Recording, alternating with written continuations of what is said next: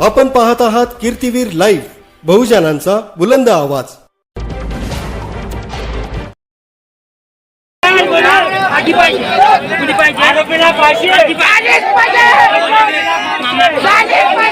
जामनेर तालुक्यातील एका 6 वर्षीय बालिकेवर एका नराधमाने अत्याचार करून खून केल्याची धक्कादायक घटना 9 दिवसापूर्वीच घडली होती। या घटनेतील नराधम आरोपी सुभाष पुंजाजी भिल हा फरार झालेला होता।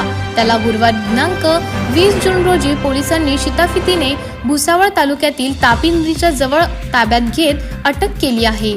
नराधमाला अटक झाल्याची माहिती जामनेर शहरात पसरताच मोठा जमाव एकत्र झाला। त्यांनी महामार्ग रोखून चौकात टायर व दुचाकीची जाळपोळ करून घटनेचा निषेध केला।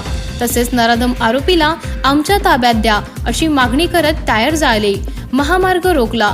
तसेच जामनेर पोलीस स्टेशनवर हल्लाबोल करत प्रचंड तोडाफोडी केली। यात पोलीस निरीक्षक किरण शिंदे यांच्यासह 10 ते 12 पोलीस जखमी झाल्याची घटना घडली आहे। प्रत्युत्तरात पोलिसांनी लाठीचार्ज केला। सदर घटनेची माहिती मिळताच पोलीस अधीक्षक माहेश्वरी, अप्पर पोलीस अधीक्षक चाळीसगाव विभाग कविता नेरकर, DYSP धनंजय येरुळे यांनी जामनेर येऊन घटनेची माहिती घेतली व जखमी पोलिसांना उपचारासाठी जळगाव उपरुग्णालयात पाठवण्यात आले। त्याचबरोबर परिस्थिती नियंत्रणात आणण्यासाठी मोठा पोलिसांचा फौजफाटा जामनेरला तैनात करण्यात आलेला असून रात्री उशिरापर्यंत तणावाचे वातावरण होते। कीर्तिवीर ब्युरो, जळगाव।